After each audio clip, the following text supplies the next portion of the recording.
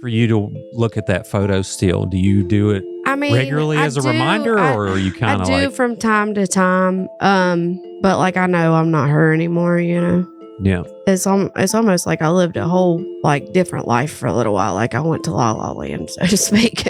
I mean, because that's kind of what it feels like. Or that I went to hell for a little while, because it feels like hell. I mean, it really does. It's miserable. You constantly like, if you don't have a fix in the morning, you stay up all night figuring out what you're going to do. Welcome to Creepalachia. We have an inspiring story today that is multifaceted, and I'm so grateful for Alicia VanMeter. It's actually Lindsay is my legal name. My fiance's last name is VanMeter. Gotcha. Okay. Gotcha. Well, thank you for joining us in the studio, Alicia. We have an official friend of the show too, Gary Vaughan, back for his second appearance. And, you know, for those of you wondering what we're about to get into, we're going to talk about, real about addiction, but also the part we love talking about, which is recovery. And I'm so grateful to have met Alicia now in person. We've been trying to set this up for a couple, 3 months, 4 months, something like that. But we got a good story for y'all. It's, we may laugh, we may cry, we may do all the things. But thank you. And for those who don't know, let's go ahead and introduce you all. So Gary Vaughan is here. Internationally known bail bondsman, at least regionally and Appalachianly known bail bondsman, Gary Vaughan, and also artist, has a couple great books. Highly suggest you people go out and get. And then we got Alicia, who is going to tell her recovery story.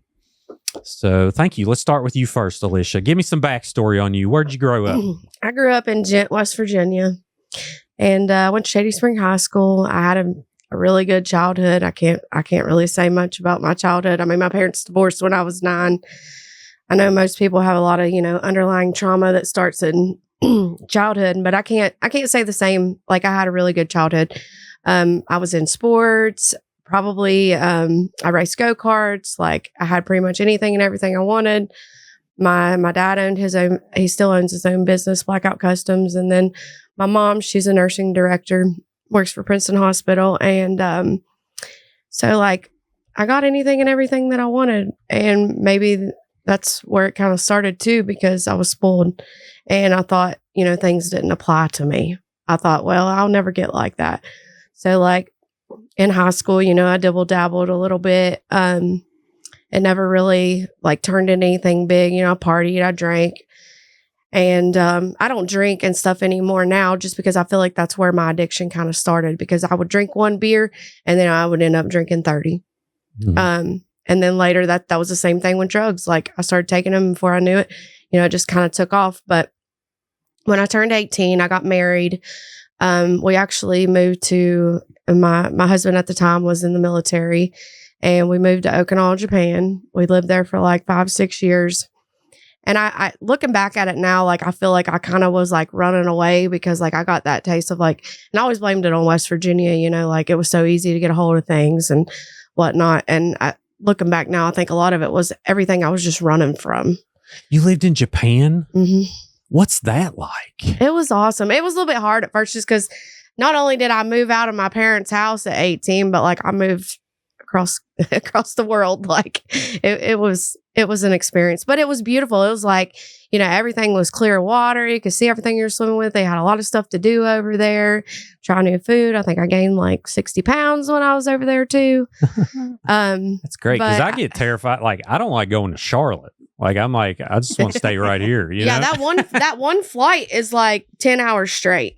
Like, you get on a couple different other flights in between. Like, you'll go from, like, if you leave out of Charleston, West Virginia, you'd go there. Or you can leave out of Charlotte, and then, like, you'd go to, like, Texas or California and leave from there. And then you get to Tokyo.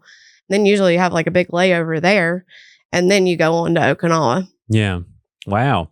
So, so did it start with alcohol, or, like, what kind of progressed? I mean, from there? I always, like, with alcohol, it was like, I'd drink one and I couldn't stop. but I always felt like that was not enough for me. Like there was something else out there that I wanted to get a hold of. And like I said, I did get a taste of it when I was in high school.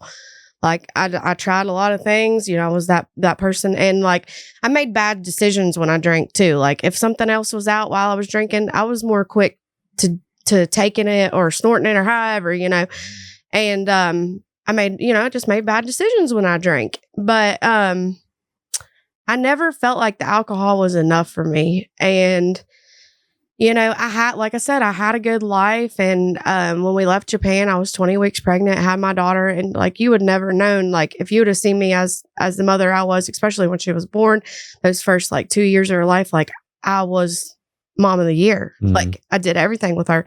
I went and worked in childcare because I didn't want to leave her, but we needed another income.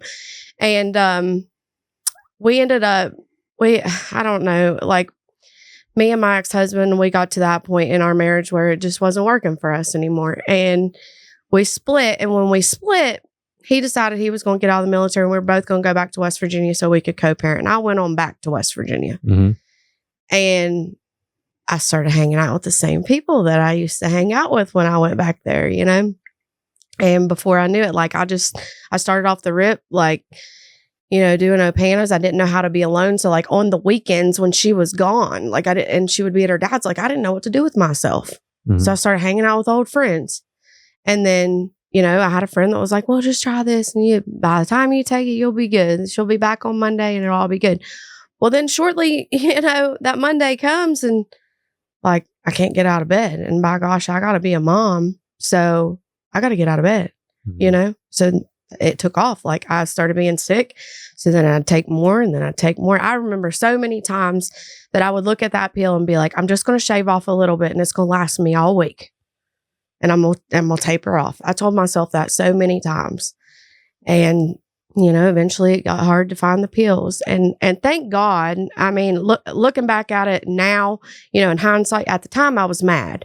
Like I'd overdosed at my mom's house and she had my daughter and I was supposed to meet her at the movie theater. And this is kind of where everything started to change. And I was supposed to meet her at the movie theater. And I guess right before she walked out the door, she heard something. So she comes running upstairs and I had overdosed. And I was mad at her because she called the ambulance. Like I was mad at her because that's where it all started. Then my ex-husband found out. Then, I got drug into court.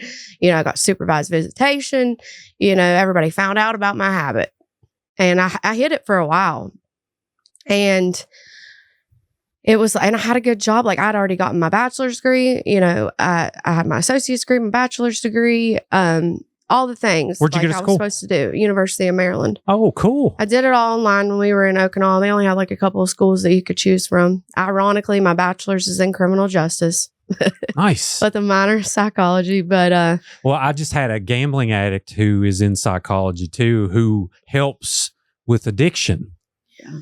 And so he's telling me how that felt of like, he felt hypocritical. Yeah. But then he said, well, but it can happen to anyone. So right. That's what, thank you for sharing And it can. that. And a lot of times I didn't think that it could. And I remember times like even later on in my addiction where I'd see somebody shooting up and I'd be like, what? I'll never do that. Yeah. Like I'll never steal from this person or do this or do that. And I ended up doing all those things. What you was talking about overdosing. What does that feel like? Like, I mean, you don't like the last thing you remember, obviously, is either like, getting your drugs together or doing them. And then you just wake up and it's like, to me, it was like all black or it'll be like all white. And then I'll just wake up and then I'll have to remember, what happened and stuff. And I remember, that time, like going to the hospital and I was so upset with myself. And I went to detox. I even went to detox after that. And it was like, I would go to detox and then I'd come back and I'd start hanging around the same people thinking that I was okay because, here I got sober. So that was all that needed to happen. Mm-hmm. If I get sober, everything will be fine, but there's like so much more to it. And I know that now. And then, I went like a year where I just ran the streets and I racked up some shoplifting charges.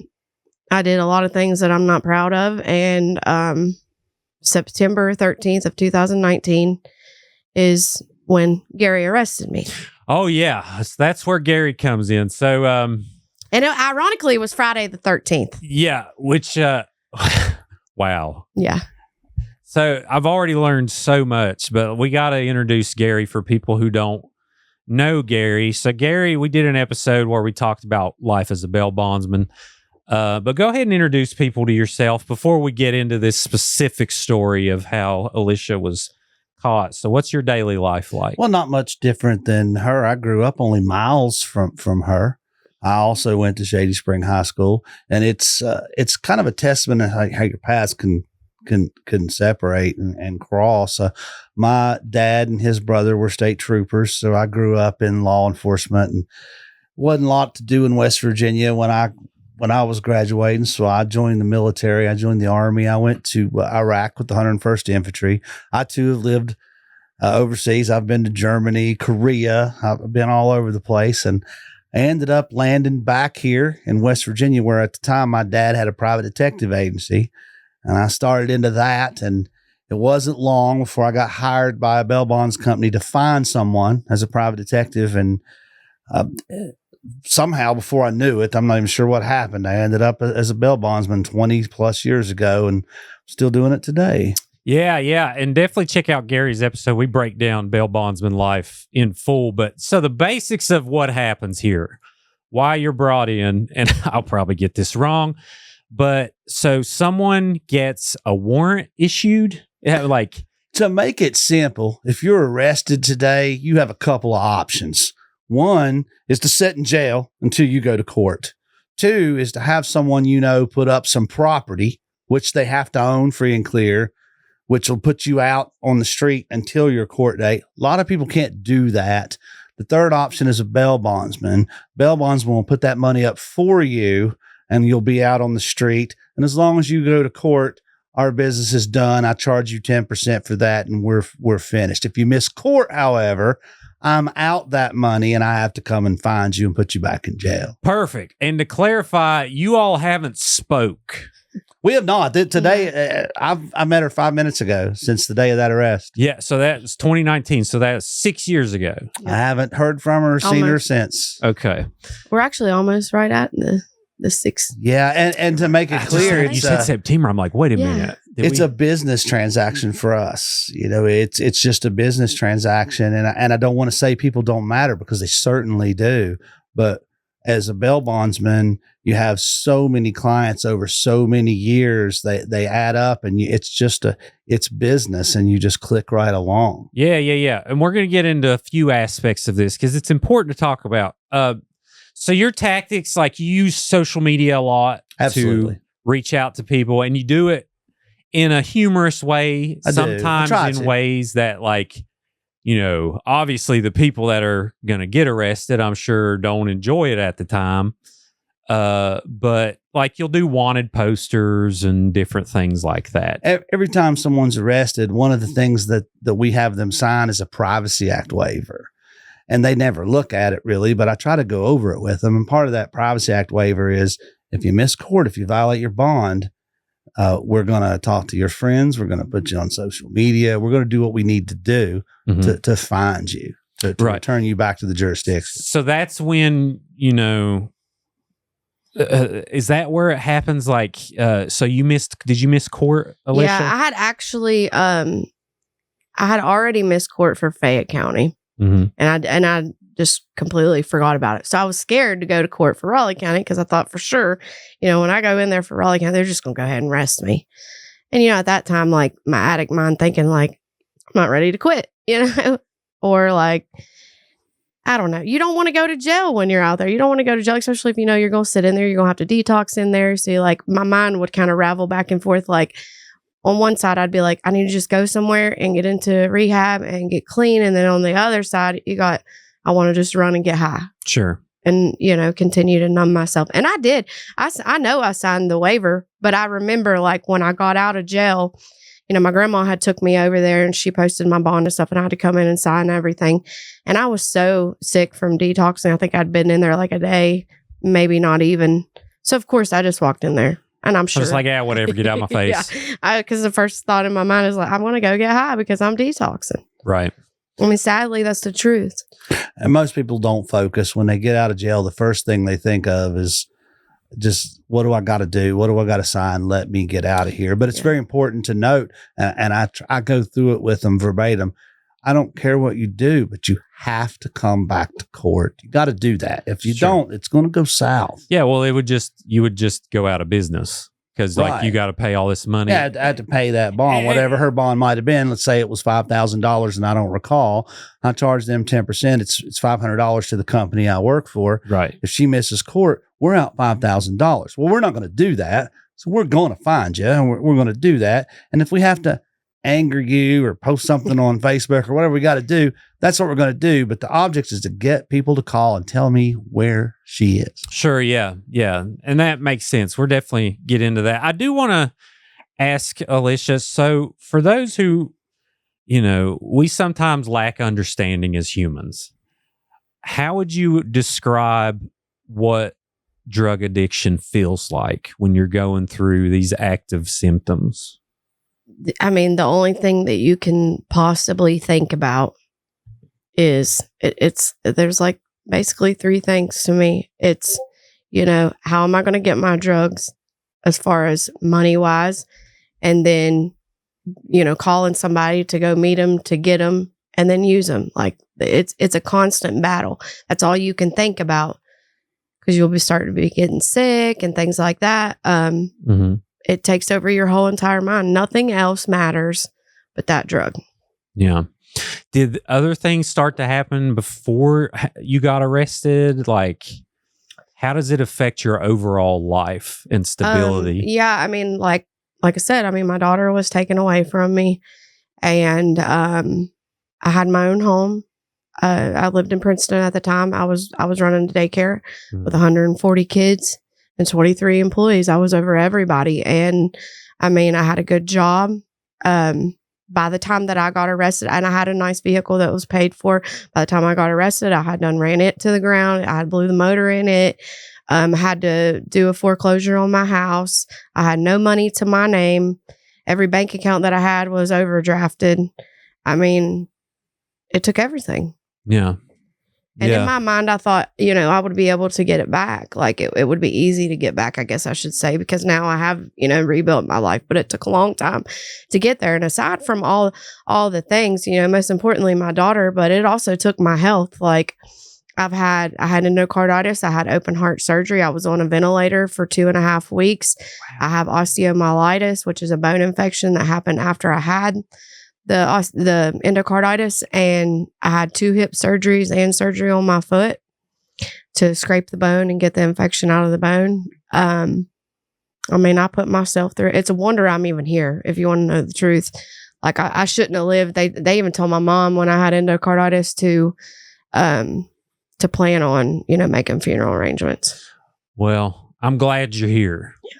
And you walked in and you have this presence about you of just, you light up the room, so personable. And now we're going to get to the good stuff too, y'all, which is where we're at now. And Alicia has a job that gives back to people that were in her situation. So let's do that first. So it'll give people a little break when they decide to laugh. Yeah. Because I laughed when I heard when you told me the story about you and Gary. You can't help it, but go ahead. And people that are in addiction, especially like I was, they'll understand it. And sometimes you just gotta laugh to keep from crying. You know? Do. That's a fact. If you don't laugh about it, you'll just be miserable about it. For a while, I felt kind of ashamed of it, but then I came to terms with it, and I was like, I was crazy. Like I was out there, and it's all right. You can always pull yourself back together. But I work for Bright Life Mental Health, and I'm a therapist for them. I handle, mostly like MAT patients and people that are in programs, all recovery, because that's my specialty. I have a Bachelor of Science, so that was how I was able to get the job. But I really think the reason I'm able to keep the job and do well is because I do understand it. Heck yeah. And that's so true for both sides. I mentioned in the preface of both of my books, you've got to laugh at no matter how dark it is. If you do, it'll just drag you down. You got to find the light in it somehow. Yeah. Yeah. Well, this story has so much humanity flowing for me because I always talk about being empathetically accountable. And we're not telling this story to say, ah, ha, ha, look at Alicia. We're telling it because look at what people can do when they overcome such hurdles. Because it can help somebody. Yeah, for sure. And you went through one of the hardest things a human can go through. Yeah. And, you may say, I don't know how you necessarily feel if, you talked about being embarrassed and all these different things, but also I hope you're proud. Oh yeah, absolutely. I mean, It should be. And anybody can be in the shoes that I'm in today. You just got to start with that first step, going from all the guilt, the shame, the resentments, the remorse, all that stuff that, starts right at the very, very first day of your sobriety. You can leave all that stuff there. Oh yeah. It's important to know that it can happen fast too. Mm-hmm. It can happen to anyone. It can happen fast. It can. I mean, gosh.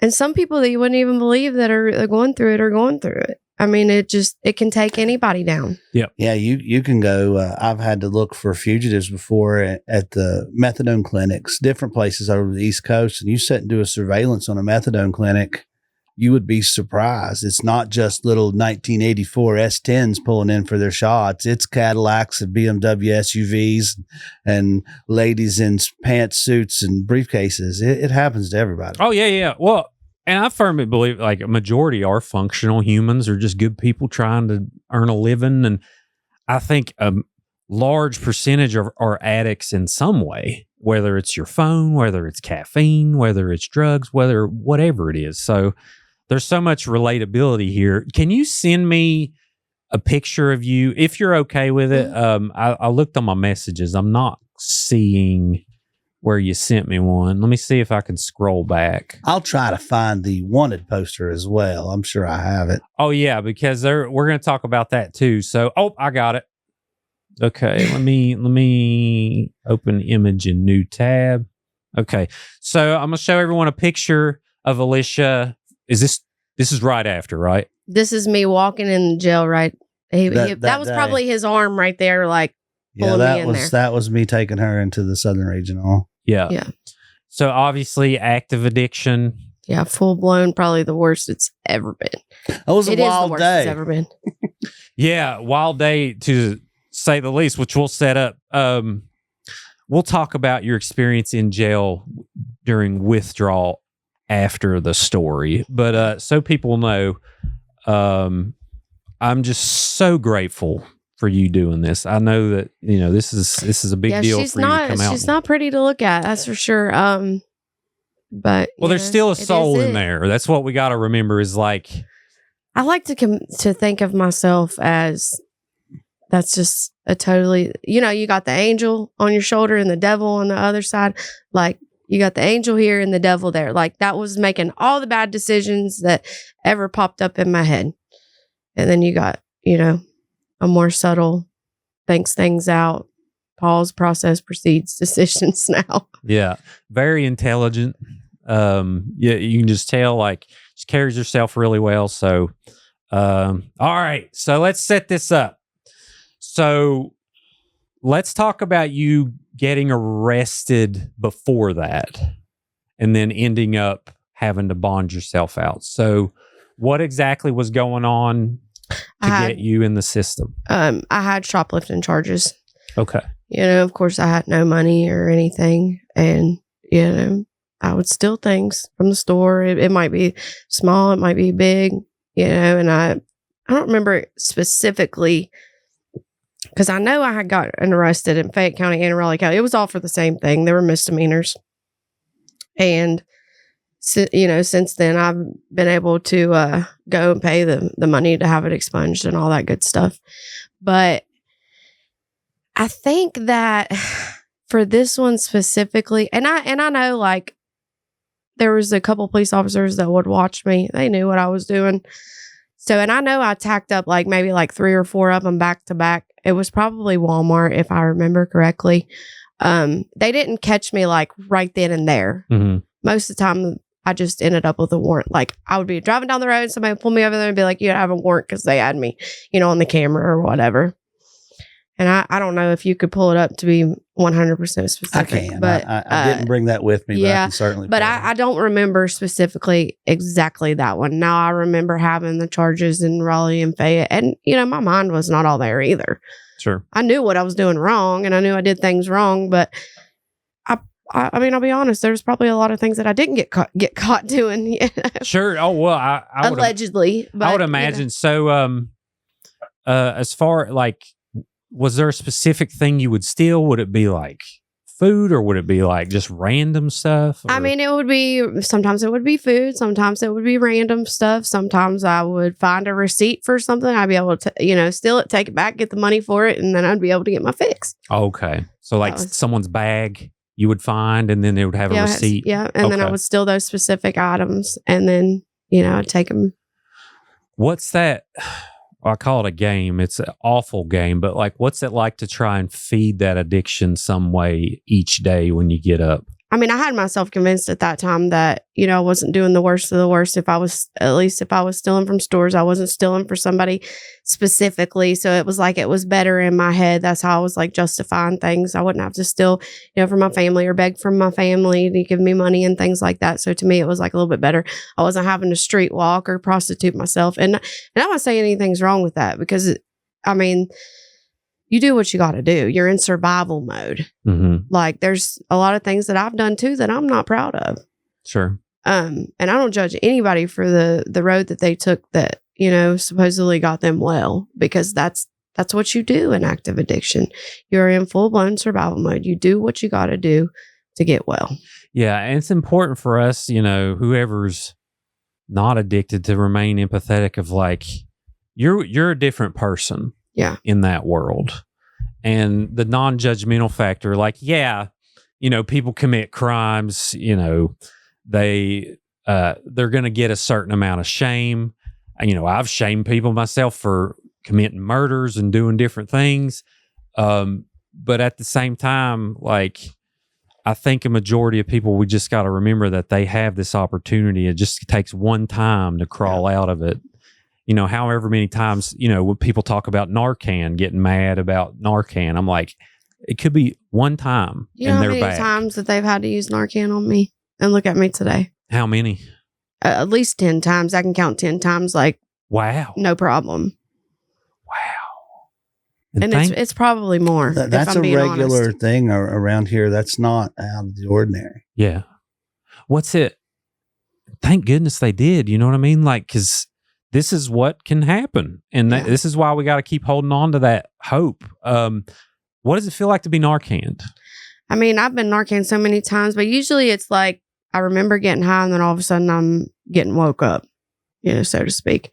And then there's times I haven't even woken up till I've gotten to the ambulance or, till I was at the hospital. And then I wake up at the hospital and I have to be like, oh my gosh, what happened? And then I have to kind of replay and like piece my mind back together. And sometimes it takes me a little while to remember what's going on. And, oh man. And when you get Narcan, like it's an automatic blocker. So like if you're in active addiction, when you wake up, you're not going to feel good. And even if you use, you're not going to feel better. Like it instantly puts you in withdrawals. And would you get angry? Your body gets used to it. I've taken several people to the jail, but one in particular I took to the jail, and to put someone in the jail, the nurses have to clear you. And I remember the nurses telling me, hey, you've got to get this girl to the hospital. She's all but dead. She's got no pulse. She's got no blood pressure. And her standing there saying, I've been Narcaned over a dozen times. I'm fine. Mm. And they say that it weakens your heart too. And that's every time, and that probably has a lot to do with, heart issues and things that I've dealt with too. I know that, and I would even like, as sick as I was at that time, and I say that like, it's important for people to remember like that these people are not bad people. They are genuinely sick. Like, yes, they make that first decision to use the drugs, but from that point forward, it's game over. Yeah. Like it automatically rewires your brain. And that's just, you start being able to justify things. And it's a sick, twisted thing. And they recognize it as a disease, and that is why. And I know I'm going to probably make people mad by saying that, but it's the truth. Sure. And you have to handle it as one. Just like you have a lot of people say things like with insulin and things. I mean, if it saves a life, it saves a life. And you do all the measures that you can do, especially when you're, as a nurse or as a doctor or as, an EMT. Your job is to save their life, not judge why. You wouldn't deny somebody chemo for lung cancer if they'd been smoking all their life. Sure. You know what I'm saying? That they see that as a choice too, but it's an addiction too. Yeah. And we like to just have, okay, well, the solution's black or white. I'm going to think red or blue. I'm going to think, these certain way on issues, but nothing is more complex than addiction issues in Appalachia. There's so many reasons for it across the spectrum. And, like you're saying, like you would have probably just let yourself die. You'd have been like, okay, whatever. Like I see Narcan as like second chances. It's not, it's something that you're not in your right frame of mind. I'm going to help you to at least be here to give you a chance to crawl out. Like I try to tell people as doctors and stuff like that, they're not God, so they shouldn't get that choice. Sure. Period. Yeah. Save the life, and what they choose to do with that is on them. But I think what I was going to say was I was so sick at that time. Like, whenever I got Narcan so many times, I knew how to like play it, so to speak. Like if I knew I got Narcan and I start to wake up and I could feel it like draining into, because it goes up your nose, I could feel it draining into the back of my throat. I would like hawk it up so that it didn't go into my throat so that I didn't get sick. So I was really, chancing overdosing again. But that way I didn't get the full dose, going into me, because I was already awake from getting the dose. So I knew I'd gotten some of it, but that way I didn't get so sick. So you had like a hack for it. Like, okay, well, here's my Narcan process. Let me just go, wow. I think it's just because you knew so many times, like you knew what the next step was. Yeah, that's how many times I had been Narcan. Like I knew how to deal with it, so to speak. It's a state of mind that I imagine it's just hard to put people into that don't understand it. And it is. And and I'll be honest with you, like I studied addiction a little bit. Like I took a couple classes when I was in college. And like I said, I dabbled in high school, so I knew a little bit, but not enough, not what I know now, obviously, like after living it every day in and day out. Like, and I remember thinking then too, I'm like, what are we, like, I had a friend that, had lost her daughter and stuff. And I was like, what is she thinking? Like, is that baby not enough? Mm-hmm. And then I turned around and did the same thing. Like, and my baby is everything. You wouldn't know now. And that little girl, like, I have done anything and everything I could possibly do. And she barely remembers it. Like, she remembers me being gone for a period of time. She was only like 2.5 going on 3. And I mean, I beat myself up over it, and I've learned to forgive myself, so to speak, and move forward. But for the longest time, like I did a lot of things like trying to make up for it. And probably like up until like maybe a year or 2 ago was when I finally felt like I had made up for it and that we could continue on to live our life. Yeah. Well, beautiful. I'll tell you why I believe you have a heart of gold. So Alicia comes in the studio. We never talked about Alani. She just listens to the show and she knows I love Alani, and she brought all of us a cherry slush Alani knew. I mean, come on. I love your show. Like, I literally will get on YouTube and I'll type it in, and then if nothing's new on, I'm like, what the heck am I going to watch? Come on, what'd you think when you saw the one I was on? I was, oh my gosh. Well, you messaged after that. Did that kind of stir you to? And I referred to him as my husband, my fiance. I was like, I hollered at him. I said, we might need to watch this and like just stop it for a minute. Let me like catch my breath, because I got a bad feeling that somewhere in this or somewhere in this book I'm going to pop up. Like, you did not make either of my books. I know. Thankfully, the story. But those are some pretty intense stories. Oh, I mean, the story is obviously something that a majority of us will never go through, but you can rest assured it wasn't the craziest thing, Gary. But not enough to make the books. Yeah. People will hear the story and they're, how did that not make the books? Because the books are insane. Yeah. As you know. Oh, yeah. Definitely suggest. So, all right. We got up until, so you get arrested and you sign this paper and you're like, whatever, I need to get out of here. I need to, go get my fix or get back in the cycle. And she you do. missed court. And then court pops up, which is what, usually a couple months later. I don't know. Something It's like that. anywhere from 4 to 12 weeks, depending on the season and how busy they are. Okay, so the date comes up. Alicia doesn't show up. Gary, when did you get a call? Well, I initially, I don't just, hey, you missed court, I'm going to embarrass you on social media. I initially make calls. Mm-hmm. And I don't recall specifically because this is a daily thing for me, but I called you, I called your family. I'm like, look, I don't care what your situation is. If I can talk some sense into you and tell you, hey, come in here, I will walk you over to the magistrate. We'll get this reset. We'll work this out. Well, that didn't work. And when she never showed up, that's when I put her on social media. Gotcha. And did you find that wanted poster? Because we're going to talk about that. I'll too. make sure you have it. Yeah, because I had a different Facebook at the time, so it probably isn't going to pop up from that one. And I know that he called both of my grandmas, which was who I had most of my contact with at the time. Mm-hmm. Like, I didn't really have much contact with my mom, and I didn't talk to my dad at all. My dad was like super mad at me. Probably up until like a couple years ago, we weren't even able to really like mend our relationship. It took a long time. Yeah. But he called. I remember my grandma calling me and she's like, there's a wanted poster. And I remember even that day, it actually was like 2 days ahead of time, from either a day or two ahead of time from when he actually got me. Yeah. And I went to go buy drugs, and my drug dealer said, you got to get out of here. Oh, wow. Because you got a wanted poster up. They're going to be looking for you. They might come here looking for you. You know, nobody would sell me nothing. They was upset, mad, whatever. And I was living on the streets of East Beckley, so I was probably going to be really easy to find. I had red hair, like I stand out like a sore thumb. I went and dyed my hair real quick. I really thought I was going to hide. Went and dyed my hair real dark real quick. I was staying at South Fayette Apartments, and I think if you really think back on it, you might remember this. We missed you by this much. I went into an apartment. They were there, and I was up on the second floor, and I saw him pull in and ask somebody. I heard him say, she's up on 2 or something like that.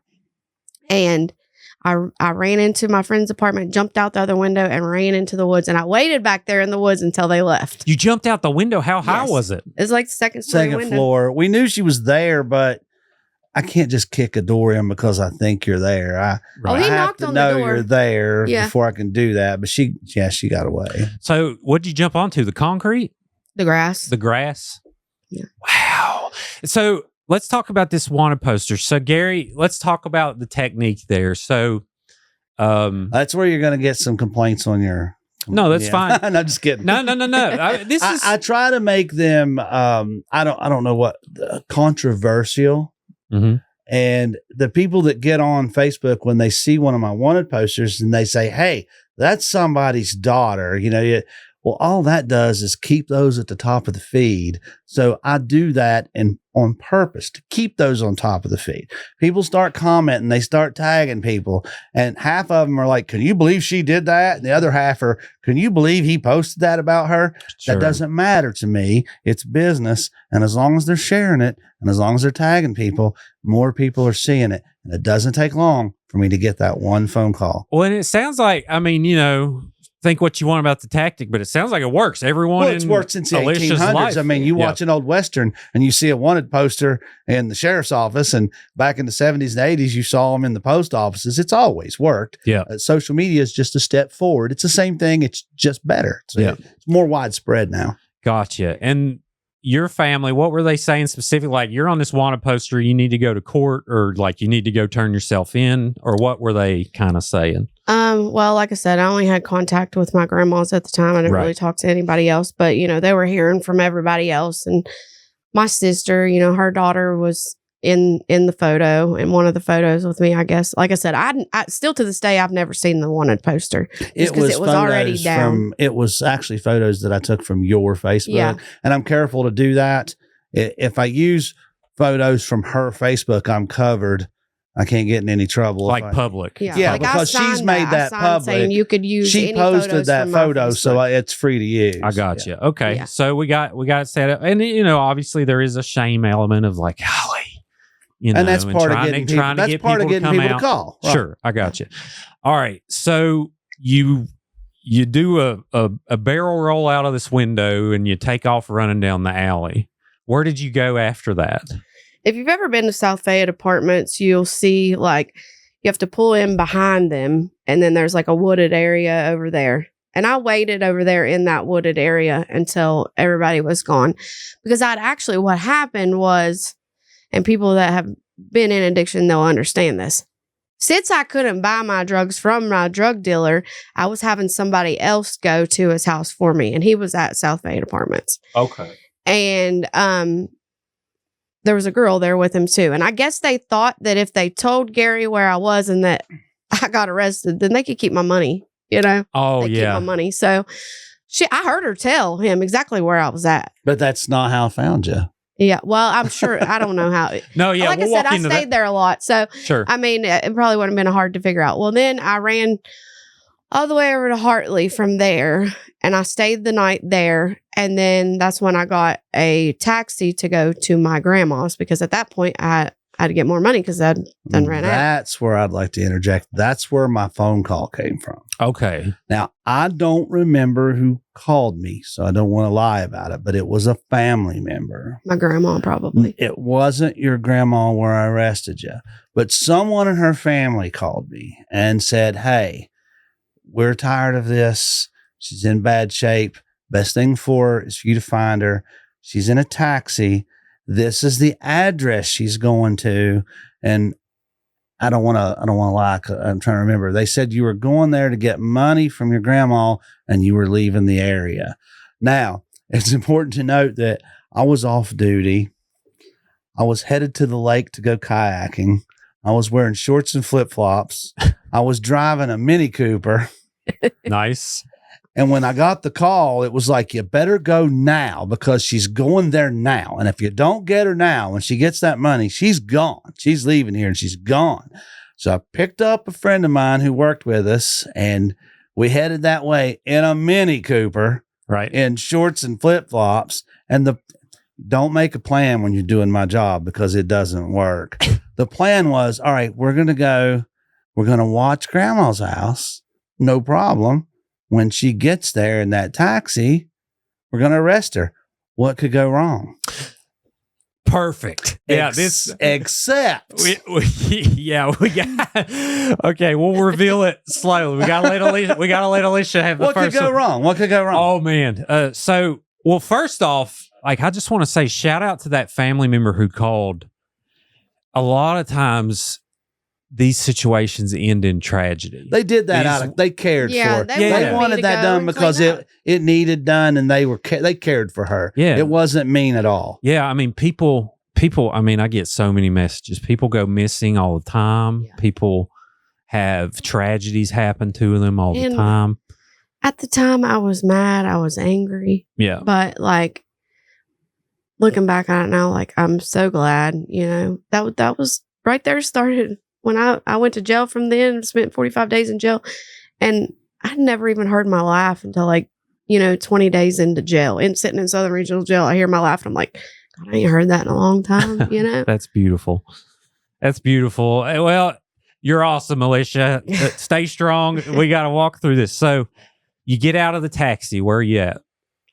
I'm at my grandma's on C&O Dam Road. Okay. And I think what was the confusion here was, I had him go the back way because I had a bad feeling, you know? Yep.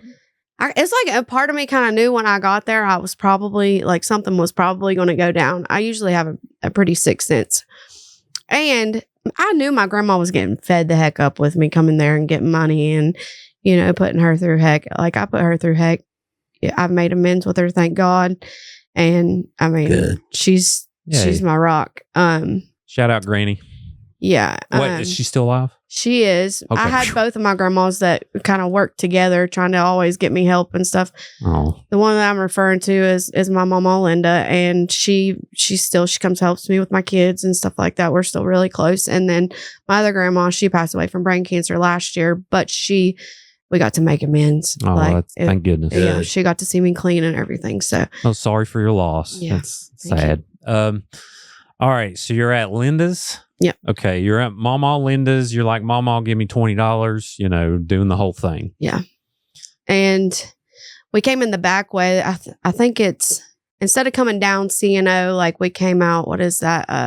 Blue Jay, I want to say. Yeah. Came through Blue Jay and pulled in there. And I remember standing on her porch, and I saw somebody, and they was over like either a house or two down.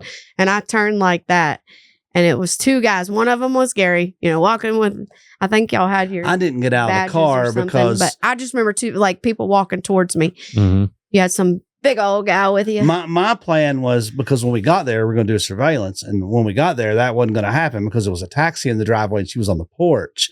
So my plan was to send my guy to the porch towards her and me block the taxi in, because I thought if she runs to that taxi, I don't want this. We don't want a car chase here. This isn't Starsky and Hutch. Right. So I go to block the car in, but I don't think he had any idea what was going on. Well, she ran the opposite direction. Mm-hmm. So she takes off running. No idea. She took off running away from the taxi instead of towards it. So you go into full Dog the Bounty Hunter mode and you get out. We both get out. You both get out, yeah. take off running. Okay. Yeah. So your full sprint. I had flip flops on too, just for the record. So it's clacking, the flip flops. Yeah, I'm trying to go kayaking, and I'm like, how did this happen? Yeah. Well, it's just a Thursday. And I really, this is just another one of those things with your sick mind. I kind of knew he was probably going to get me, but I wasn't going down without a fight. Once we've got you and we're looking at you, and you're not going anywhere. It's just a matter of how this is going to go. Sure, yeah. So how bad is it going to get? And you're trying not to escalate it, but you're trying to do your job and at the same time. As a bail enforcement officer too, it's easy to, when you're dealing with a girl, you really do, and I'm not putting girls down at all, but you try to take it as easy as you can. If I'm going after a 300-pound guy that's in full fight mode, I'm going in 100%. But if it's a girl, I just want to catch you. I just want to get the cuffs on you. I don't want to. Depends on what girl though, because you can't. It's easy to make mistakes. It's easy to make mistakes and get hurt, but you don't want to hurt anybody ever. Yeah. Well, you still got to protect yourself, but yeah, I get what you're saying. And at this time, I was probably, if even, 110 pounds. Right. But you gave it hell. Fought like a banshee.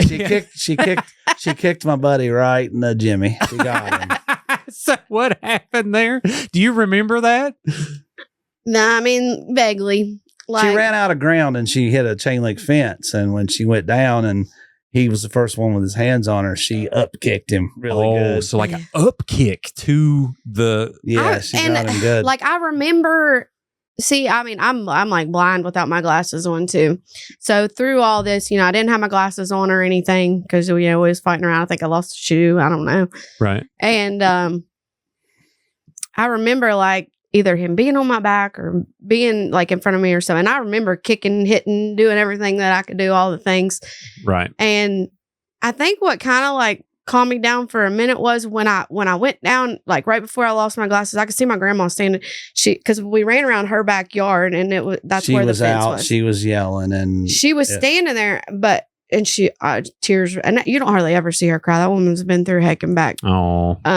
But the couple months before that summer of 2019, my aunt had just died of an overdose in her house. That's awful. So she had been through hell and back. She had had enough. Enough was enough. My grandpa was in the house. He was dying of Parkinson's. It was a bad time. And here I was and I guess I didn't really see those things that was going on at the time, And it's hard to even think back on it, but I put her through heck. But she would, and at the same time, I was kind of taking advantage of it too, because I also knew that if I went there and I asked for money, she was just going to give it to me because she didn't want to argue with me and didn't, So that was the hard thing too. But I remember seeing her like that. And my uncle he lived right beside of her at the time. My uncle just passed away a couple of weeks ago. He was the stenographer. I don't know if you saw it all over Facebook. The stenographer, Bobby Lilly. That was my uncle. He lives right beside of her. Mm. So they were all outside watching all this go down too. It was a big thing. And then I know your listeners are like, well, so he chased somebody around the back and somebody got kicked, and big deal. That probably happens all the time. It does. That was just the beginning. Yeah. Yeah. Just the beginning. So we're all adults here. Sure. Alicia kicked Gary's partner in the testicles. Let's give him a shout out. That's my buddy George Euler. He worked for us for several years. George Euler, Brazilian Jiu-Jitsu. Everybody knows who he is. He's tough. You don't want to get a hold of him. I'll pray for anybody who gets a hold of him. He had a bad day that day, but shout out George. Anything could happen because, you try and do the right thing. And yeah, shout out George. All right. So, and we can laugh because, there's been enough traumatic things happening. So, all right. So that happens. You finally get her up. You get her, calmed down somewhat. She's still kicking and screaming. Got her cuffed. Yeah. Had to kind of drag her to the car because, and I never understood that, but it's just kind of a thing. You're cuffed, you're caught. You got two guys twice your size, at least. It's over, but we still had to fight her and get her in the car. And that's where it kind of got fun because it's a Mini Cooper. So you got Gary, which Gary's a big dude. So is George. We're not little guys, and we've got to figure out because she's fighting. Because normally in my truck or one of our vehicles, we would have put her in the back seat with him to hold on to her, cuff her in with the seatbelt where you can't move. In that Mini Cooper, we were in a bind. We didn't know what to do. We couldn't all three. It just was almost impossible to get a fighting person inside of a Mini Cooper. We got to visualize this. So what color and what year? Silver, wasn't it? It's a silver 05. 05 silver Mini Cooper. And it was a stick shift too, wasn't it? It was. Did it have the racing stripes? It had the black racing stripes. Okay, yeah, just so like that. We got this bad boy up here. We got so how we configured it was, and again, none of this was planned. It just happened. How we configured it was we got her in the front seat and got George behind her and kind of had a lock on her. Okay. Because where C&O Dam Road is, we're only 3 or 4 miles from the Southern Regional Jail. What could go wrong in 3 or 4 miles? Yeah, and obviously this isn't a cop car. You gotta work. No, this is my flip flop shorts. I'm going kayaking car. Wasn't he going to the parade or something too? He was going somewhere too, and I called him in the middle of something. He had, I think we left his kids in his truck. It was ridiculous. We just didn't plan on this. Right. It just didn't. Well, you did it all for this episode. We knew this was going to happen. Yeah, because we knew we were going to be here. All right, so George, my dude George, is in the back holding her down. You go to take off, and you said it's a stick shift. It was. Okay, so you're sitting there trying to, maneuver the stick shift, hit the clutch. And as calm and docile as she is today, that was not her that day. Yeah. So you took off going down the road. Mm-hmm. And I kicked it out of gear. She knocked it out of gear, and I went across the road trying to get the car back in gear. And that's when she jumped out the moving car. Oh, Handcuffed. Out the door she went. How quick was you going? Do you remember? Oh, it was on C&O. We were probably only going about 40 or 45. Hold on. You were going that fast when she jumped out? We was, yeah. So we was rolling. A lot of it's really blurry because like I said, at this point, I didn't have glasses on. You may have CTE from jumping out and hitting the road. She didn't completely get out. I drug her a ways. She didn't get all the way out. She was like half in, half out. And George had a hold of her, and I got the car stopped, and she didn't get hurt at all. Okay, so she didn't fly out. No, but I was dragging her down C&O Dam Road, and the neighbors. Oh my God, the neighbors. Well, one of the neighbors was my uncle, the house right beside of my grandma. Didn't we go change vehicles? Yeah. Yeah. We went up on the next street. And what happened was I just happened to have friends that lived there. Happened to have a friends street over right where she jumped out of the car. Oh, wow. And I'm like, okay, we can't do this anymore. So I go a half a block, and I got friends that live there, and they had a bunch of vehicles, and I knocked on their door, and George is fighting her in the yard. She's still raising all manner of hell. And I'm like, I need a vehicle. So they gave me a Jeep Cherokee, and we got her in the Jeep Cherokee and got her secured. Wow. Then. So you pull up and someone walks out having coffee on the porch. That's like, exactly how it went. That's exactly how it went down. It's like, oh, there's Gary. And their pajamas like, what do you need our Jeep for? And I'm okay, take it. Just take it. And I remember somebody coming out of that house and saying something to me. They knew you. One of them knew you. Yeah. And still to this day, I don't know who it is, but like I said, I didn't have my glasses on or anything. So, Wow. One of them knew her, and they're like, just take the Jeep. We came back to get my car later. Yeah. So, all right. Finally, you get her calm down. I mean, I don't know, probably not calm, but you get her to where she she's wasn't not trying to. the entire thing. And I understand that because, and it's happened to me a million times, 1,000 times. It's that mentality of, I'm going to be sick. Sure. Yeah. Yeah. And you got, is this at the courthouse? No, that's or at the at jail. That's at the Southern Regional Jail. Okay. I always take a picture on the way into jail because I don't want somebody coming back and saying I blacked your eye or, this or that. So I always take a photograph. And Okay. you'll know if you're ever in active addiction, especially with heroin, meth, all that, like the place on my face was, already there. Sure. Had nothing to do with it. Oh, no. Yeah, I would have sores and stuff all over me. I mean, I put myself through hell. Yeah. What's it like for you to look at that photo still? Do you do it I mean, regularly as a reminder, or are you kind of I do like from time to time. But like I know I'm not her anymore. Yeah. It's like it's almost like I lived a whole like different life for a little while. Like I went to La La Land, so to speak. I mean, because that's kind of what it feels like. Or that I went to hell for a little while because it feels like hell. I mean, it really does. It's miserable. You constantly like, if you don't have a fix in the morning, you stay up all night figuring out what you're going to do. I mean, it's just a constant.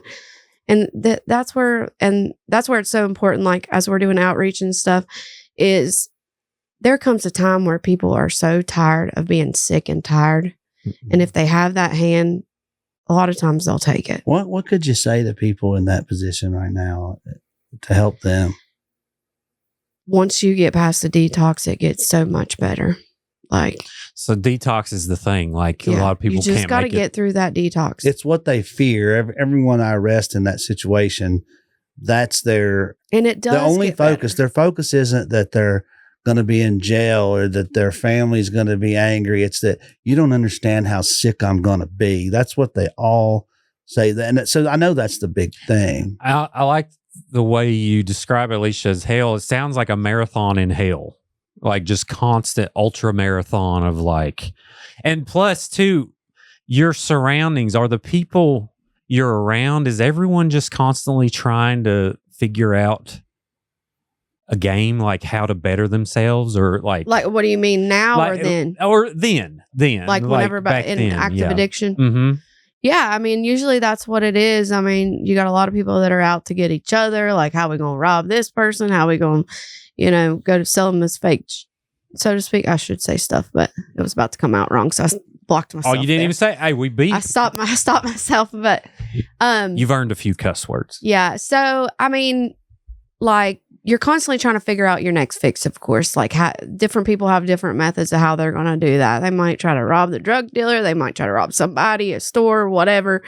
There's many other reasons. You got people that'll walk the streets and sell things or themselves. I mean, there's a broad spectrum of what they can do, to get that fix. Sure. And there's a few that are functioning addicts that do go to work, but I'll be honest with you, I could not be her. And I tried so many times. Like I worked at Ibex for a little while when I was in active addiction. And I remember going to the training for about 2 weeks and I didn't remember anything at the end of that training.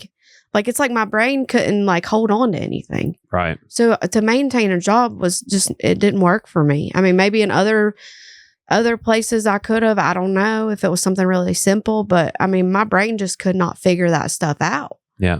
His wiring was just off. Yeah. Everything was just out of proportion, so to speak. And I mean, it took me a little while, even after about a year of sobriety. I think I got my first job was maybe January or February of 2020. And I started waiting tables, and I'd never waited tables before, but for like the first month, figuring out the computer and like all that stuff, it took me a little while to like really get my brain together. It's a hard job too. And they say it takes about a year for your brain to start working like it did before. Did you start straightening up right when you got out of jail? Yeah. As soon as you got out? Yeah. Actually, the day I spent 45 days in jail. And on October 21st, I want to say, so whatever that was, from September 13th to October 21st, I left Fayette County Courthouse and went straight to Recovery Point. Same Good day. for you. So My mom had everything set up. She took me straight there, and I went from there. I spent like 3 months at Recovery Point, you know, and I'm really glad I did. Looking back on it, I wish I'd have stayed like the whole time. Yeah. But that next year is when COVID hit. And gotcha. And like there, you being locked down 24/7, can't leave. And I also like, I had just started working. So I went to sober living. I left straight from Recovery Point, went straight to sober living. I started working, doing all that. And because I had my mom like having to bring me cigarettes. At that time I smoked, bring me cigarettes, give me money for snacks, give me money for this and that. And like, I just felt like here I was finally able, I was sober and I was able to work. Like I want to be able to work. So I left and went to sober living. But it was a good foundation coming from jail to Recovery Point, because Recovery Point really, really teaches you so much. It builds that foundation. Yeah, and we'll get into that. I do want to talk a little bit about, so we're in Southern Regional. Walk me through what it's like to detox in prison. Like what's the process? Do they put you in a room and just bring you food? In 2009, things have changed a little bit. Mm-hmm. In 2019, depending on what you tested positive for when you get there, I'm sure that I tested positive for, heroin, meth, at least. Those were my two main drugs. When I got there, they have you do a pee test and all that. And they ask you as well to see what you tell them as opposed to what you test for. What are you on? Okay. Was you honest? To kind of back up a little bit here too, after Gary had arrested me too, if you get there and you say that, you know, you're hurt or whatever, then he has to take you to the hospital. He makes sure to tell me that. Right. I'm sorry. I am very clear about that. Yeah. Because the reason I'm clear about it, and it wasn't really so in her case, if you have some sort of a medical issue and you tell them that, then I'm still responsible for you. So I have to take you to the hospital. And I always give them a scare tactic. And it's like, hey, if you tell them you need to go to the hospital and I got to take you, you're going to need to be in the hospital when I take you. Sure. So, well, even still, you can bleep this out if you want to. My feelings aren't hurt if you want to. Just sure. No, go ahead. Be prepared. But he told me that every bridge that he saw, if I told them there, or when we left there, that every bridge that he had to go past, he was going to beat the hell out of me if I said that. Okay. Because he was going to have to take me to the hospital. Gotcha. No hard feelings. It is what it is. I tend to try, especially after a fight, is just to scare you into not tricking me into having to spend the night in the hospital with you. I don't want to do that. You're going to need to go to the hospital. If you were fine enough to be in a taxi and at your grandma's, you're fine enough to be in a jail, and I'm not going to deal with you. No, yeah. Well, yeah, it's a very stressful day. It is. You know, and it's also important to note that to me and to us, it's business. It's strictly a business transaction. And I want everyone to do good. I really do. And this is awesome that she's here. I don't get to see many people after. Most of the people I deal with after, I see dead or I see in prison. This is a very rare occasion. Oh yeah, this is great. So if I was, it can happen more though. Let's go. If I was any part of that, whether it was scare tactics or whatever it was, I'm happy to be part of it. Right. And again, shout out to George. Yeah, shout out George Euler. George Euler. Brazilian Jiu-Jitsu. Yeah. All right. So detoxing in prison. So they give you your tests and, you walk through and they figure out what you're on. What happens then? Is it like a 23-in-1 scenario or like where they put you in the...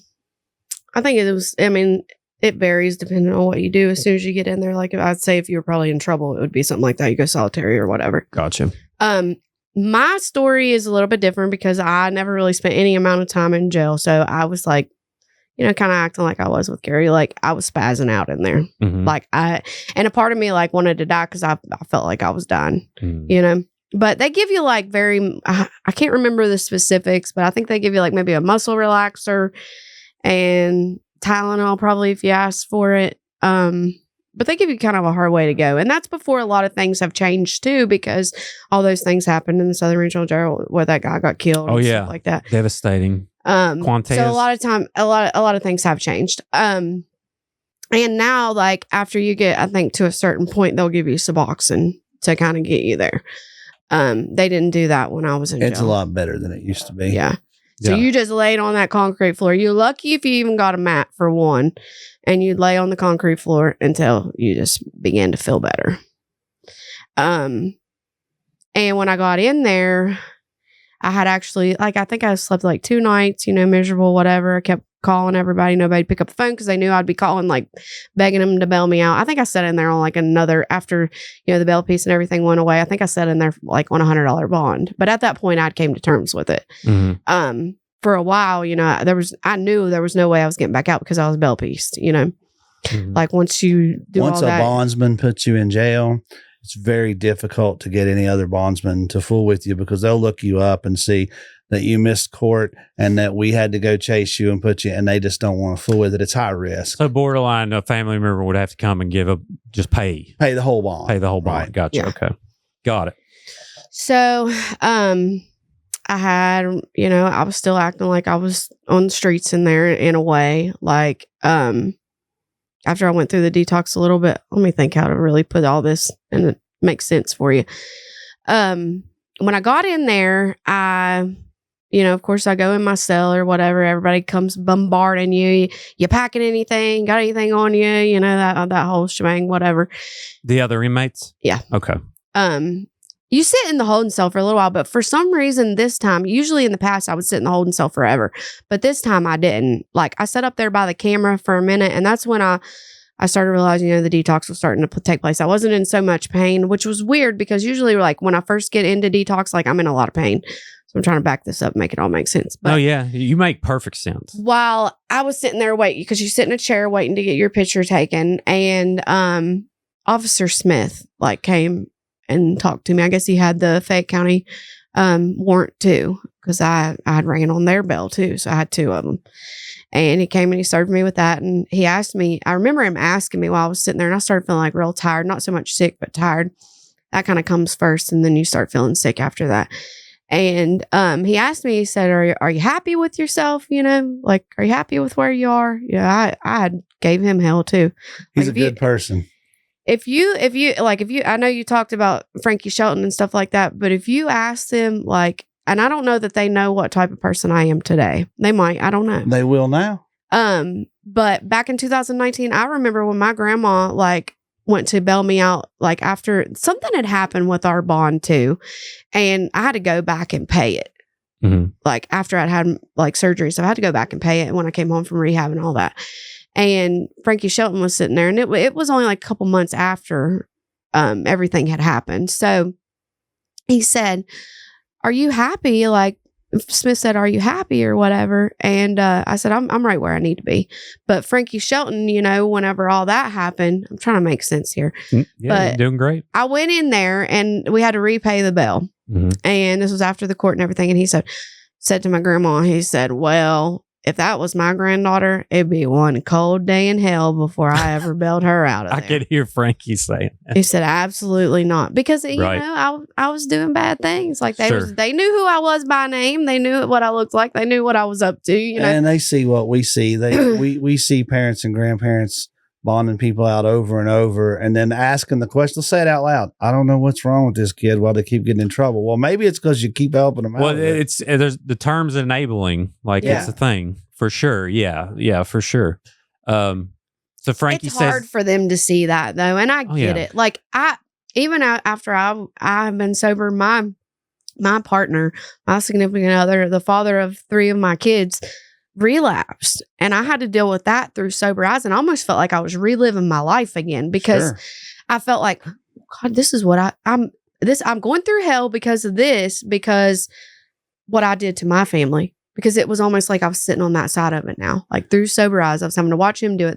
I knew there was nothing I could do to really help him except have the open arm and be able to take him to treatment and stuff like that. mm-hmm. And I'm like, I'm getting paid back. When you're on our That's how I side felt. of it, Sure, yeah. Well, when you're on our side, like Frankie Shelton and Officer Neil Smith, it's very easy for everyone to start running together, and everyone can be easily viewed as the same, just over and over. Sure. It's easy for that to happen. And unless, like, everyone gets complacent and you see the same things over and over. But I try to put myself as, like, imagine if my baby or my grandbaby fell Right. into this. And also, I knew them before this. I know this isn't You know them. what their potential is. Yeah, you know what the potential is, and you just hope that by, Yeah. paying that rent or doing this thing or doing whatever, that they'll eventually crawl out of it. But it's why step 1 out of the 12 is admitting you're an addict. You're right. And if I had to tell you the numbers, I couldn't. I like sitting here looking at her and the shape she's in. It's so great. But out of 1,000 people I deal with, it's just a few. Man, It's only a few, but it could be you. You can do it. Just takes once. I feel like it's getting better though. Like, yeah, I think so too. there's a lot of people that I used to get high with, and the sad, cold, hard truth is, a lot of them are either in recovery, which is great, or they're not here at all. Sure. Or they're in recovery for the 5th time and the 6th time. And but I can't. I guess I'm going to have a different viewpoint on that probably than you do. No, yeah. But I went to a lot of recovery programs before September of 2019. But it just wasn't ready. It was more so forced on me. Like I knew that I needed to do that because that's what I had to do to get my daughter back, and I wanted her back. You got to be ready to go. That's for sure. Yeah. Yeah. And like everybody was forcing that on me. And I almost felt like, is there a way that I can go to a program and complete it so I can get my daughter back, but still get high? Sure. I was trying to figure that out. It never worked. Like, I'll just do a little bit. Yeah. I'm clear with people every day. It's every day in my business. Hey, if we bond her out, will you make her go to rehab? And I'm very clear. I can't make her, and you can't make her go. And if you do, it's not going to work. No, yeah. She'll go to rehab when she's ready to go. Yeah, accountability is huge. How many times have you relapsed or back then? Well, I went through detox back in 2018 at Crosswinds. And when I went through that, I did just 7 days, I want to say, there. And it's an amazing detox program. Like, if you ever want to detox, I mean, they got a good setup over there and they take good care of you. And really good people, at least when I went. Where's that at? It's in Greenbrier County. Greenbrier. And it's just a detox, though. Beautiful and place. Love Greenbrier. They kept just telling me, at first with, the CPS and stuff like that, they were like, all you got to do is detox and be able to pee clean and keep doing it from that point forward. So I went, I got the Vivitrol shot, and I stayed clean for a couple of weeks. But then I almost felt like, for me with the Vivitrol, and this was probably just me not being ready for treatment too. And what is Vivitrol so people know? And then it is a shot that they give you that blocks out the opiates. Gotcha. However, my drug of choice, yes, I had to have my opiates, which was heroin, pills, whatever. But I also liked meth too. I would mix them together. So at that point I knew it would block the opiates, but it wouldn't block meth. So then I went into a whole psychosis with meth because I was only doing the meth without the opiates. So I wasn't sleeping at all. So I would go weeks without sleeping. And it made me a little crazy. I don't, those times were really rocky for me because it's just a different kind of experience, I guess you could say. It's all mostly mental. It's not so much physical. When you stop taking meth, you're not going to really you might sleep for days and be super hungry, but you're not, and you might have a little bit of body aches, but it's not like opiates. At least not for me. And most people would probably tell you the same thing. But and when you say not sleeping at all? No. Wow. You could go your brain weeks. your brain starts going to sleep without you. Gotcha. Yeah. Okay. You'll be sitting there. Your eyes will be open, but you're in a whole different world. I remember when I started doing it at first, I'd be driving and I'd swear the mailboxes were jumping in the road. Wow. Yeah. When you see stories of, because I was awake for so long.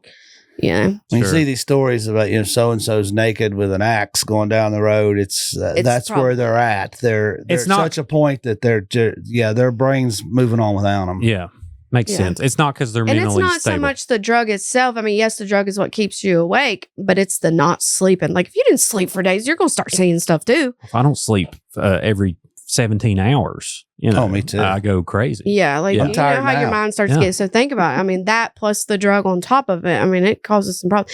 So I feel like months went by, and before I knew it, I didn't go get the Vivitrol shot, and then I started doing that. And that was also when the needle was introduced into my life too. So and I didn't know any experience from that, and which is weird. You would have asked my family, would I have ever picked that up, and they'd have been like, heck no. When I'd get my blood taken, I'd pass out. When I got my first tattoo, I passed out. When I got this piece of my ear pierced, I passed out. I could not do needles. Well, you even said earlier, you told yourself you would never do that at some point. Yeah. And everybody else would tell you the same thing. There ain't no way she's doing that. But I did. How did that get introduced? I was really close. I won't say any names or anything. Oh, yeah, He's no. now sober too, so we'll just say that. But he would do it like around me and stuff, and I guess seeing how the drugs did him, we'd be doing the same amount of drugs, but I would be smoking mine, and he would be shooting his, and he would do like half of what I would do, and he would be whacked out. And so I'm like, well, I want to do that too, Mm-hmm. I could make my drugs last so much longer if I did that. And then, Yeah. it was game over after that. Once that needle was introduced into my life, man, it rocked me. Really? It rocked me. Oh, phew. I'm so glad you're here. Thank you. So, all right. So we detox after prison. You talked about getting into recovery center. Give that place a shout out again. Where did you Recovery Point of Charleston. Okay, Recovery Point. Shout out. What do you start doing in that program? Like, is there a process? Or? Yeah, kind of. So basically, like that day that I went to the Fayette County Courthouse, they let me go. My mom was there waiting. She already had the bed set up at Recovery Point. And that's what I told myself. I said, if I can never get clean and start to feel better, because in my mind, I thought I would always feel like that once I stopped taking drugs, like I would always feel sick. And I think that's where I had it twisted in my head that I could never quit. I let myself on to believe that. So once I started feeling better in there, I was like, man, like I can do this. Like now's the time to do it. Like let's do it to it. You know what I mean? So I had my mom meet me there. We went straight to Recovery Point. I mean, I had like a couple pairs of clothes. Like I changed straight into clothes, went to Recovery Point, signed in there, and I started, doing what I was supposed to be doing to get my daughter back. And like when you get there, they do a lot of you have to earn things. Like you have to earn it. But to me, coming from jail, I was just happy to be able to take a normal shower with hot water. Like I didn't care what kind of soap it was or whatever, but I could use whatever soap I wanted to, and thought that was cool. Sure. I could eat whenever I wanted to for the most part. They had vending machines, and they fed you really good in there compared to jail food. They had vending. Oh, cool. So to me, it was a good starting point. It might be a little bit difficult for somebody that was probably, I would say, a little bit more spoiled to it, because if I came from like off the streets to there, I would have found something wrong with it. Mm-hmm. It's just how I was, and that's why a lot of programs didn't work for me, because I'd find something wrong with it, and that'd be why I didn't stay. Mm-hmm. So I got in there, and like I said, I was appreciative of it coming from jail. So it worked for me like that. You can't have like your makeup done, your hair done. You have to learn to like love yourself, like love your mirror image. You go through like a detox period, and then you go to what they call off the street OTS 1, which is off the streets 1, and you move up through your program until you phase out of it. And through that process, you work your steps. You get a sponsor, you go to NA and 8A meetings, you start working through that trauma. They start, lining things back up for you to start getting visitations with your kids. So like that happened in September. So that December, I got to see my daughter, and I hadn't seen her in a year and a half.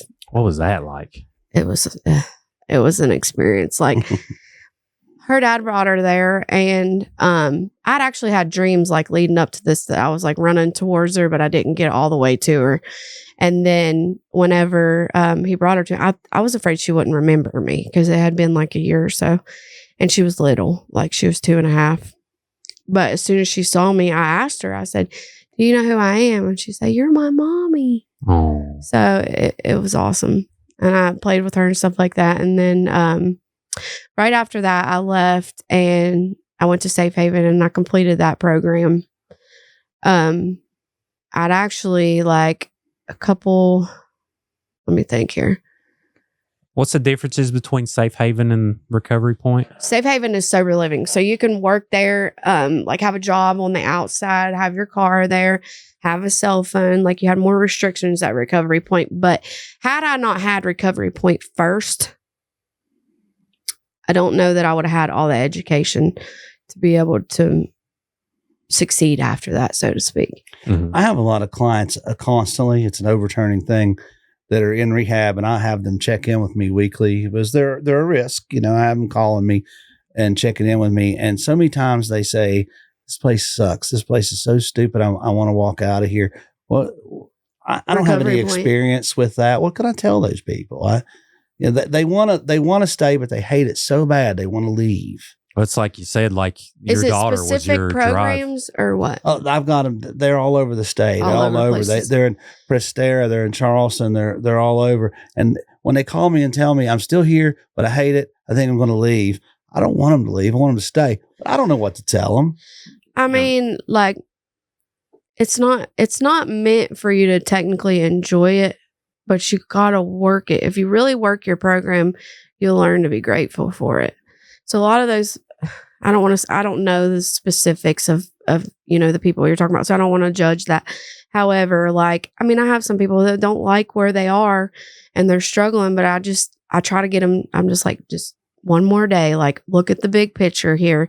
If it's something that they're doing, like where they have to do it for court, tell them, that you got to do this, you got to complete this. You'll look back and it'll be like, it didn't hardly happen or whatever, whatever you got to do to tell them to stay another day. And then they stay another day, and then they stay another day. Each case is kind of different, so I don't want to say it's like specifics. It's but like you said, you used to, talk your way out. And I didn't of like it. my program when I was in it either. Yeah. Like, I would find stuff wrong with even the one that I completed and stuff. I'd find stuff wrong with it. I think it'd be stupid to have a curfew. I think it'd be stupid if they decided, I had to write a bunch of words, like a recovery point. Like, one person would, like, for example, maybe steal somebody's candy bar or something. Well, if nobody admits to it, they're going to punish the whole house. You're going to have to write like 1,000 words on why you're still acting like you're on the streets or something, stuff like that.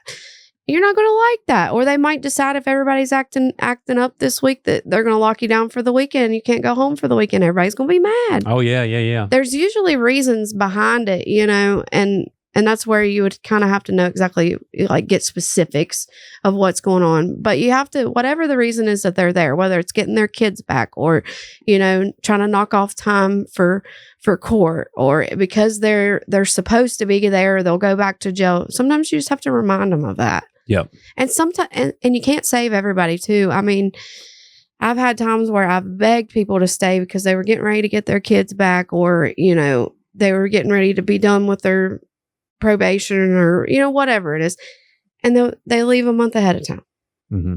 There's just some people that aren't going to take your advice and are going to do what they want to do because it may not be their time. And I say that because I hope that somewhere down the line they get to go back to treatment and they don't get out and they use again, because that's the most trying time. Because if they get out and they use again, a lot of times that's when they don't make it, because they went that period of time without using. And they go hard.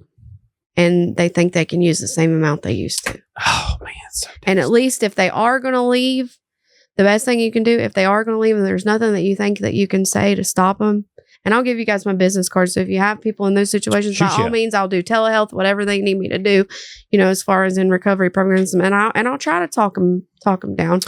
But there is going to be some people that you're not going to be able to take care of, that you're not going to be able to save. And when it comes down to that, and they're trying to leave their program, the best that you can do is tell them, don't use alone. Make sure they have Narcan. There is numbers that you can call so that they're not using alone, and have somebody on the phone know where they are. That way, if they stop talking on the phone, they can send an ambulance so that they don't die. There is programs like that. Mm-hmm. And there's a lot of resources out there that people just don't know. Sure. All right. So Safe Haven, when is it you started working back to, trying to figure out how to get employment and working your way? I started working at Buffalo Wild Wings at Quarter G in that following January. Mm-hmm. And waitressing. Yeah. And I still waitress now. Like, I waitressed waitressed all over IHOP, Cheddar's, Golden Corral. Now I'm at Cracker Barrel on the weekends. I still do that a little bit on the weekends. A lot of drama here the past month. Yeah. Cracker Barrel. Yeah. But I don't know, man. Yeah. It's killing us too. Shout out Omelet Shop. Yeah. But yeah. All right. So you start doing some good. What kind of hurdles are set up that you have to cross? Like, is there financial burdens? Is there different things that you got to start working on? Yeah. While I was in early recovery too, my grandma, she had everything kind of set up with a lawyer to finish up on I just ended up having to file bankrupt on a lot of I had ran up a credit card like $13,000. I didn't want him to take my vehicle that was paid for because we weren't going to be able to fix it, so that I had something to drive. Mm-hmm. And, I took care of that, took care of the bankruptcy with my house. I just filed bankruptcy on everything, started over. Well, chapter 7? Yep. What is 7 the big one? There's 7 and 11. So. Yeah.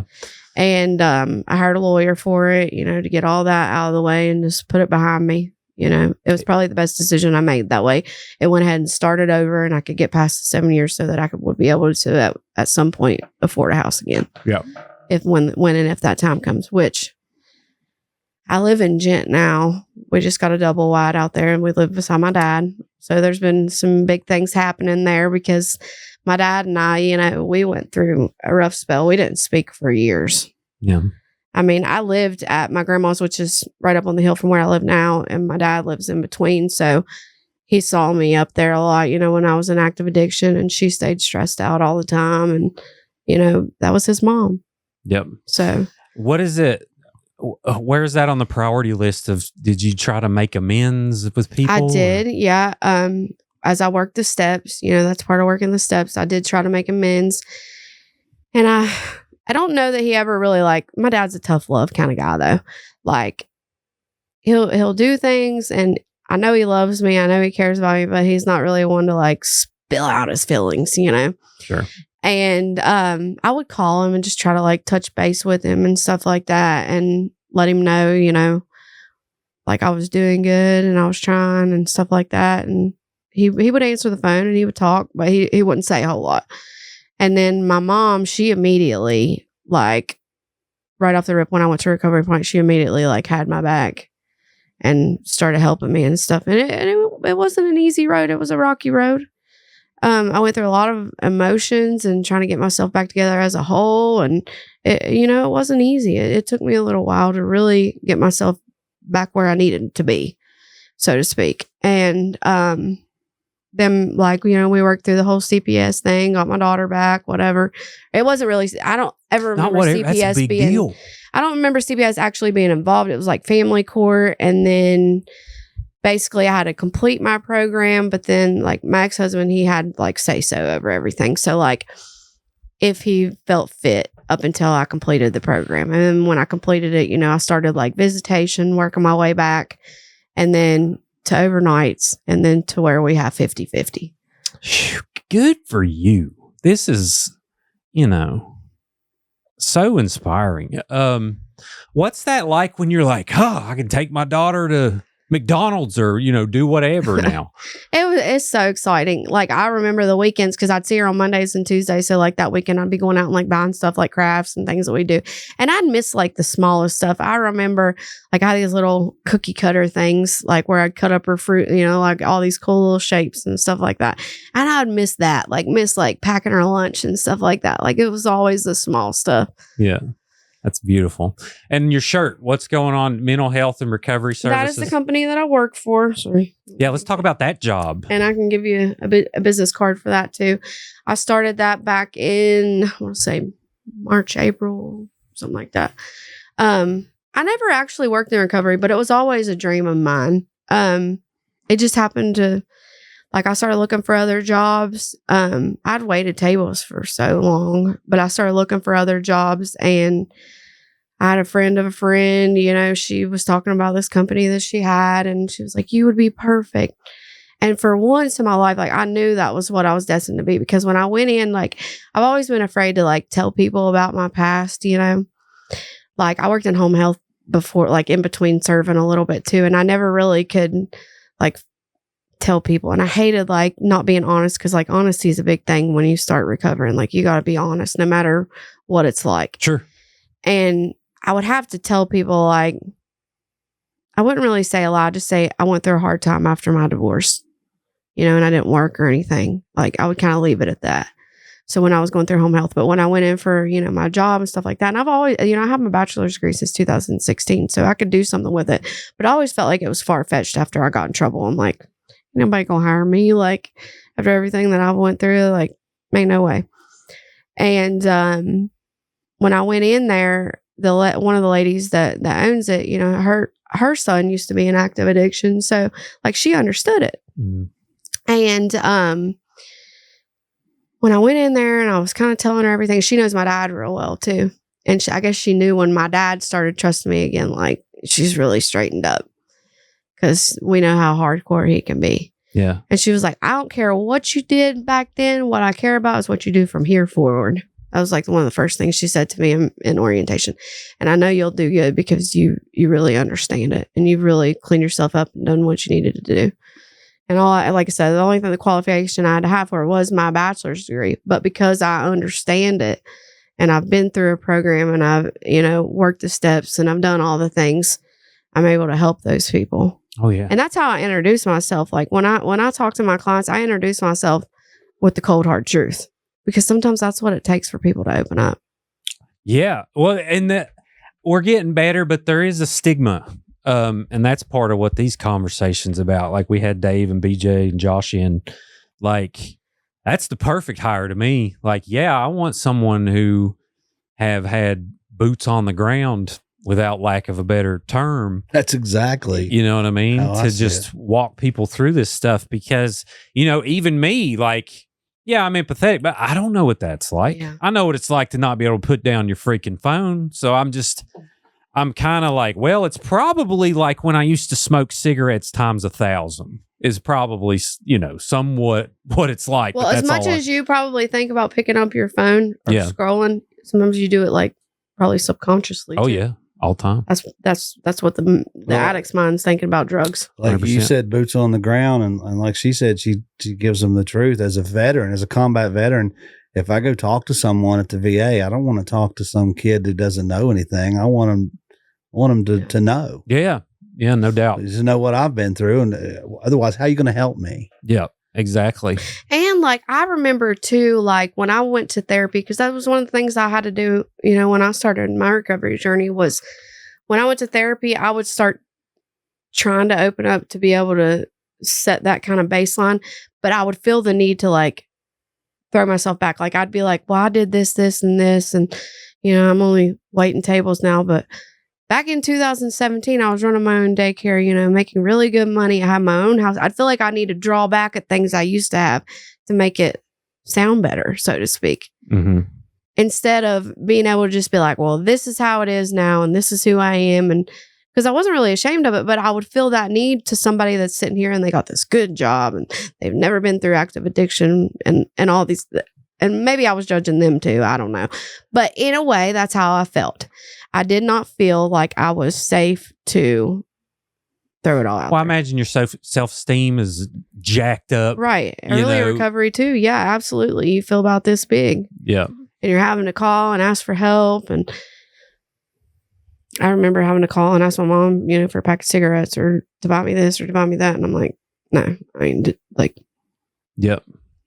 No, you do have to lean on people in recovery. You do. And it's hard. And it's a hard thing to go through. But later on, you won't have to do that anymore. Yeah. Well, and I'd say you found too, like when you have conversations like this in person, people are 99.9% so nice and caring. But, you still have those people out there that I think have brought people into relapse just by not accepting them and kind of still making it hard and judging them once they're out of it. And then they're like, you know what? Why am I even doing this? Yeah. So that's why it's so important for us to like, and you have to be careful with that too. And it's hard. That's like, I mean, when I went through it, like with my significant other, when he relapsed, I would feel like he would be like, I'm not doing it anymore. But then like, I would still kind of question him and I knew better than to do that. But like at the same time, I was thinking about, well, you told me before you weren't doing it too. But like, so I had to learn to just stay quiet and sit in the background and just wait and see what would happen. And like, you have to have a little bit of faith in him and trust him a little bit and let it ride. Yep. And the odds are so bad. The general public might see 10 people that go into recovery and 10 people fail. So they get a negative look and they're like, can you even do it? Yeah. But absolutely people can do it. Yeah. Oh, heck yeah. I'm half full. I don't give a damn how long it takes. We're going to get everybody recovered. Yeah. I don't care And it might not, and they might not get it the first time, but you go ahead and you plant that seed. Sure. You know what I mean?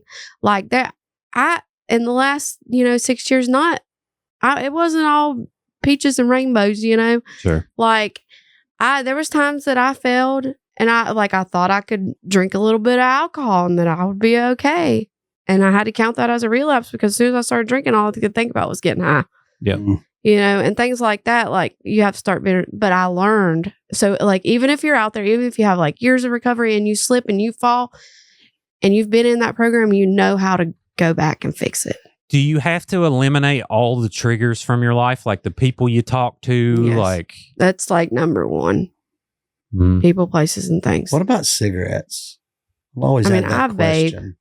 I used to smoke cigarettes. I vape and I keep vaping. Like I don't like the way I'm just saying. And that's what I say. Yeah. If vaping is the worst thing that I do today compared to all the things that I put in my body, I think I'll be all right. I don't smoke, but I've picked people up from the jail. Like I'll post a bond and go pick them up. Sometimes they've been in there 3, 4, 5, 6 months, and as soon as they hit the door, they're like, "Do you have a cigarette?" I'm like, I don't know if you know this, but you stopped smoking 6 months ago. Well, it's like the song, "I only smoke when I drink."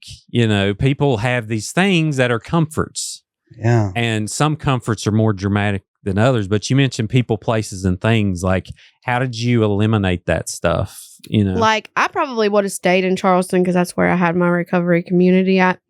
But my daughter was back here. So I didn't have a choice but to come back. And that was difficult. It was very difficult coming back, and like I'd run into people here and there, but I had to just learn, like, if they were still in active addiction, like if they were super important to me and I felt like they were a real friend, and most of them weren't. Most of them I really could care less whether I talked to anymore or not. And now if I saw them, in the recovery community and they were doing good, by all means, I'll cheer them on and I'll be there for them. But for me, I had to learn, like, just to move forward. Yep. I couldn't go back and try to have friendships with people that I got high with. It just wasn't safe for me. Yeah. And now there are some people that I know are in recovery now, and like I would love, to rekindle that friendship and move forward from it, just because, like, but if they were still in active addiction, I just couldn't. I just have to have that. That's just one of those boundaries that you have to make. Now, I do have a friend that we went through Recovery Point and stuff with, and we're friends. We've been friends for years since then.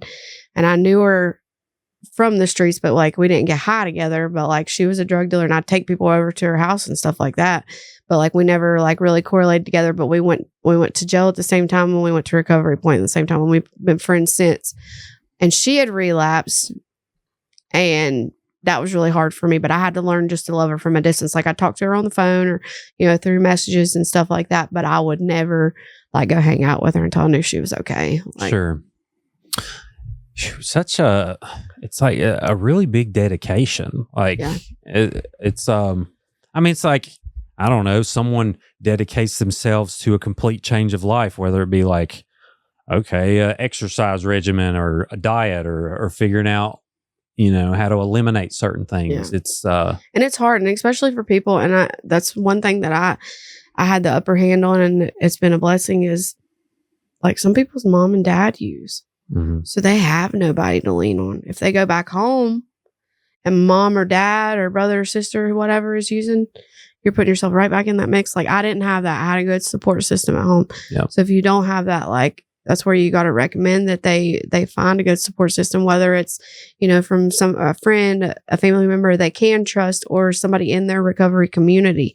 Like it's really important that people, build that good recovery community wherever they are. And there's people out there that had to like not talk to their family to be able to make it through. Sure. There's stories across the spectrum, and we often think like, oh, you pull yourself up by your bootstraps, and but we all don't have the same life. And I'm glad you brought a point of like, I had everything growing up. Like I had a great, family, and went to Japan for 6 years, which blows my freaking mind. I don't know how people leave, Southern West Virginia, but I think it's important to remember, like, so many faces to this stuff, so many experiences. And so great to hear where you're at now. What do we want to say to each other? I mean, 6 years later, what are we thinking? I'm super proud of you. Thank you. And I see so little success stories that it's awesome for me to see one I'm like sorry. you. And you're helping other I have people. to apologize, though. You don't need to apologize to me. I feel like I should, though, because I should have made y'all ruin y'all's kayaking day. It's okay. Shout out to George, too. I mean, we'll apologize to George Euler, Yeah. Brazilian Jiu-Jitsu. There we go. That's 3. That's 3. I mean, it's the least he could get for what he went through that day. But no, it's man, thank y'all for agreeing to sit down and do this, because I know, Gary, I'm sure you get complacent doing your job sometimes. You do. Everyone turns into a business transaction. It's easy for that to happen. It's easy. And if that didn't happen, the company I work for would be bankrupt. You've got to go get them. You got to put them in jail. Yeah. Yeah. And I think there's a series of events that evolved that may have saved your life that day. Yeah, that's what I said. I really owed it to him, like looking back at it, because that's what started my recovery journey. Yeah. Like, had I not got, everything needed to happen the way that it happened. I could look back at it and be like, I wish it had happened sooner. But, it happened the way it was supposed to happen. I was the type of person that, like, I couldn't go and try to get clean somewhere because I knew I could leave. Mm-hmm. I had to be in jail to get clean. That's where my foundation had to start, because I just wasn't the type of person to go somewhere and be able to do it on my own. My mind just wasn't in that place for it. Yep. Good for you to Like, realize I had to have jail. 100 people on social media say how awful I am and I arrested their son and blah, blah, blah. But out of those 100 people, if 1 or 2 send me a message, and it happens, hey, best thing ever happened to me was you put me in jail that day. Yep. Yeah. It makes it worth it.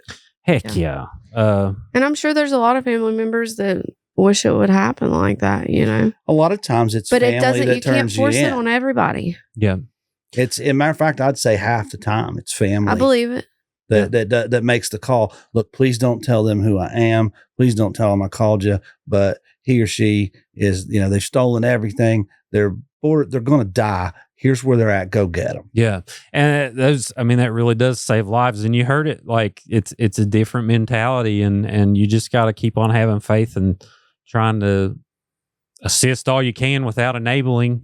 And then hopefully they see the light. But I'm sure there's people listening too that have lost people. Like I lost pretty much my best friend that OD'd when I was 26, and it was like he was here and then he wasn't. And I thought he was doing good. He relapsed, like you said. Yeah. Done too much, and then he's not here. And that's so often the case. Yeah. You think And everything's better, and it's not. Yeah. Yeah, and the bad part about that is when they come home from treatment, they've had all that clean time, and then they go to use or whatever. Not only do they try to use the same amount, but they don't want anybody to know about it, so they use by themselves. Yeah. Yeah, this was he overdosed the first time, and I went to the hospital, and he woke up the next day. We went and saw him. He said, there ain't no way I've took way more than that. He wasn't scared that he about died. Well, those are the doses that kill people, Yeah. though. It's the ones that you never see coming. It's just got a little bit more of something in it. And especially with the fentanyl problem we got right now, there's people dying from smoking joints Yep. right now because of it. Well, yeah, and I think what happened later, I think he took a upper and a downer. It was like a bad combination, and then it just cut his heart off, and there we were. I guess that's a possibility. But, Yeah. Sick truth about me was, like, I would mix uppers and downers together. Sure. Well, I'm not just proud of you for doing better. I'm proud of you for using it to your advantage and helping other people. That's the thing. Oh, we're going to You save didn't just some go lives. on And about see- your business. You're helping people. Sometimes you don't even know, like, why things cross your path. But, like, looking at it now, like, there's been times, like, it's just something else that kind of holds me accountable, being able to help other people, because I can't sit here and be helping other people and be slipping myself, Sure. It's just something else that helps. I've always wanted to work in recovery. Like, part of me has wanted to do that, but it just never crossed my path until this year. And, like, I love it, every aspect of it. I really do. I Saving really lives. enjoy it. I really love it. It holds me, another way of holding me accountable. And I get to help other people. Heck yeah. Saving lives every day. And I guarantee we've saved at least one life with this show. I love I what you're firmly doing believe that. here too. You know, Yeah, you asked what we absolutely. had to say about each other, but I love what you're doing here. You know, I watch your show regularly, and you ask the right questions. You've got yourself a nice niche here, and you've helped people. Thank you. Well, I try to put on a mask of,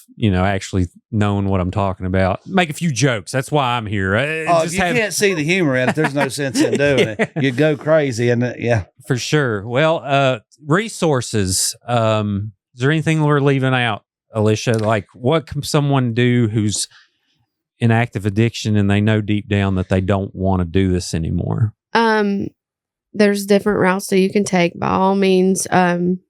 Which September 13th, we got this. I wrote it all down over here, so make sure to say it right. I think September 13th. Ironically, is that the date? Yeah. No way. It's the recovery celebration, and it's from 5 to 10. There'll be, it's not just like a bunch of tables, set up for businesses and stuff. It's going to be like prevention resources and things like that too. But you're going to have people that's going to do like inspirational poetry, inspired speakers, live music, vendors, things like that. And then afterwards will be the outreach with the Raleigh County Sheriff's Department. I think there's some other people coming, and then we're going to go over to Sheets and try to, Heck yeah. Tell me about that. Have you done that? I haven't got to do it yet. Awareness Month.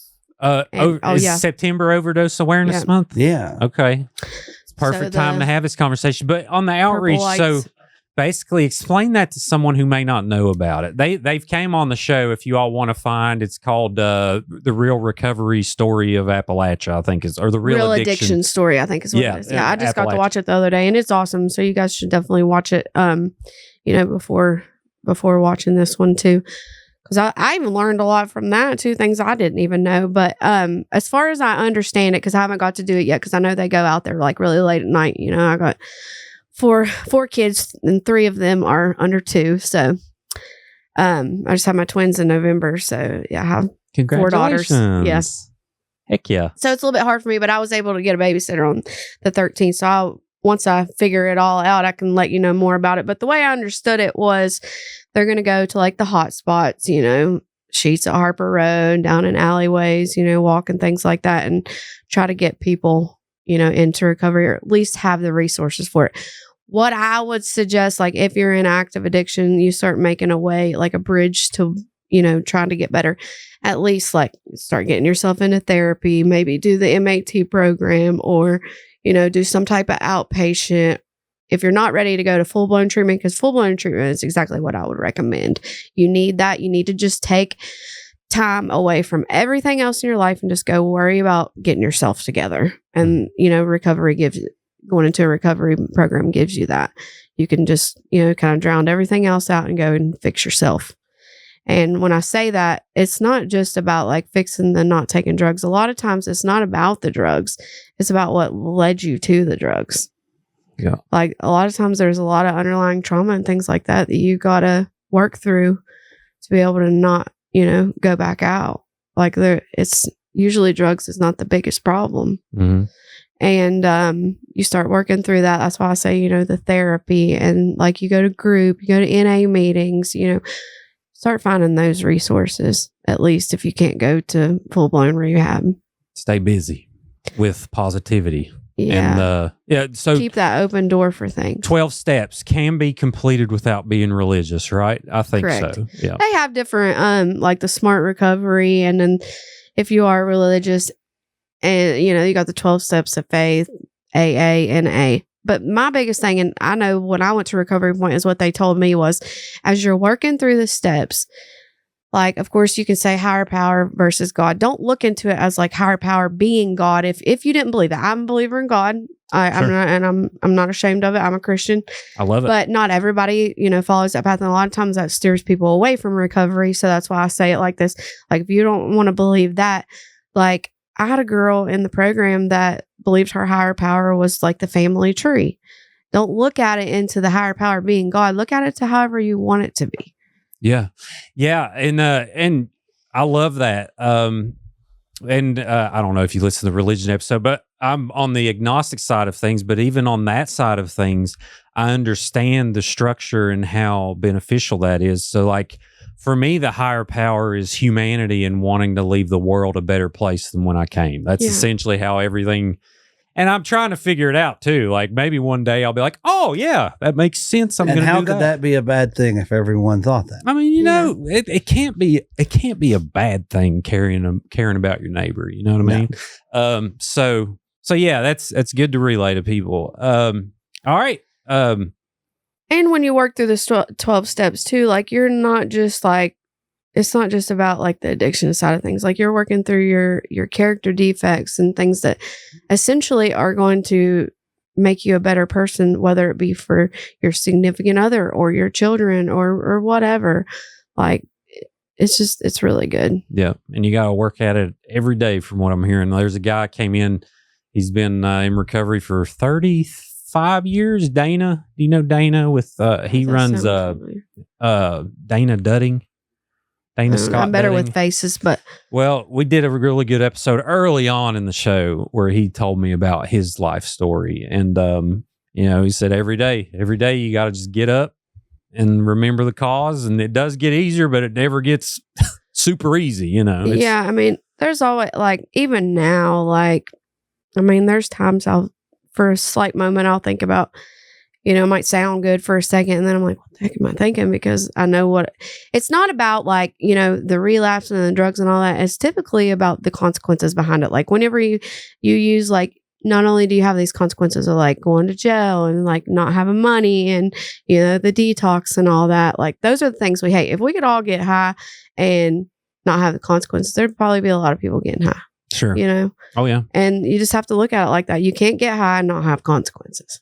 Yeah, people don't get high because they don't enjoy it while they're high. Right. I mean, like, but it's, you know that what I mean? high Like, doesn't last forever, and when it comes down, like it's hell. It's the consequences, yeah, and they're dire. Yeah, so. And you have to understand, like, I mean, sometimes relapse is a part of recovery for some people. I mean, it just is. If you do relapse, learn something from it and get back up. That's right. That's the biggest thing, because a lot of people will stay down when they relapse or something. Don't be too hard on yourself. Just get back up and learn your lesson from it. And I'm not saying you got to relapse, because some people make it without that, and that's great. That's wonderful. You know, keep moving forward. From time to time, I'll think about it, but like I was really confused, like why, like, you know, I have my oldest daughter, she's 9, and then I have a 21-month-old. And then I just had my twins in November. So I found out I was pregnant with my twins, like when Melanie was only like 5 months old. And I thought, Lord, what is God thinking? Giving me 3 of them under 2, you know, or 3 of them under 1 at one point. But I know now, like, and I think everything happens for a reason. Like, they keep me so busy sometimes. And 10-10, I don't, let me rephrase this. I don't recommend you have 3, you know, that close together. But for me, it works because my kids keep me so busy that a lot of times I don't even think about it. Yep. But you just have to learn how to, like, work through that. Like, if you're thinking about it or whatever, call your sponsor, call your therapist, call whoever. And I mean, some therapists don't have an open door, but I do. Mm-hmm. Like, if you're struggling, I don't care if we have a session or not, call me. Yeah. Because I don't want you to slip. Well, thank you. You're welcome. Yeah. Again, I'm just so happy to know you now. I'm so happy to hear this story. Gary, you know, shout out to George Orler, Jiu-Jitsu, Brazilian Jiu-Jitsu, 4 times. That's more. We didn't even talk about my books. We talked about George. I know, right? No, shout out your books. Let's do it. I'm joking. Yeah. George gets the shout outs today. All right. No, yeah. I have my sincere apologies. He'll love watching this as well. Oh, listen. I guess I really owe him an apology. No, you're making No, you don't. You're making up for everything by the lives you're saving now. So Because I guarantee you've already saved a few. You may not even You're know doing yet. good things, and this will be. Oh, no. better. So we got so shout out to Gary Vaughan, and there's a meth head in your dryer, and stop throwing crack babies at me. Now available Amazon 1998. Now, if you think jumping out of a moving car didn't even make the book, that tells you what the 60 stories in those man. books are about. Now, which one's the one you recommend first? It's the first one. There's a meth head in your dryer. Gotcha. That's the Okay. first one, and then the crack babies one is even more tales of the Appalachian Bell Bonds. And it's a little more unedited. A little less It's a little censored. more unedited. I was a little worried about the first book. I thought that's a little abrasive, and it got so many 5-star ratings that I thought, this second book, I'm going to go ahead and cut it loose. So Yep. Well, awesome. I'm sad this is over now, Alicia. You need to message every now and then. Just say, hey, checking in. Yeah. Everything's going great. Well, listen, How's it going? and for anybody out there struggling, like I'm off for putting my phone number out there. If you're Okay. struggling, call me. It's up to you. I got you some business cards. You want to say your number? I don't yeah, care. I can. Okay, if you want. My phone number is 304-960-9088. If you're struggling, I can get you into a rehab. I can talk to you, whatever. Beautiful. Make it happen. Yep, and I'll keep those cards here. Definitely will come in handy. Everyone else, before you leave, I hope you enjoyed this story quarter as much as I did. But be sure to like this video before you leave. Subscribe to Creepalachia on YouTube if you haven't. If you're listening on Apple or Spotify, take a minute, leave a review. That'll really help the show be found. And we do have merch now, creepalachia.shop. Buying a t-shirt will help the show grow. And we hope to do a lot of things and tell more positive stories like this. And everyone else, please remember, above all else, long live Appalachia.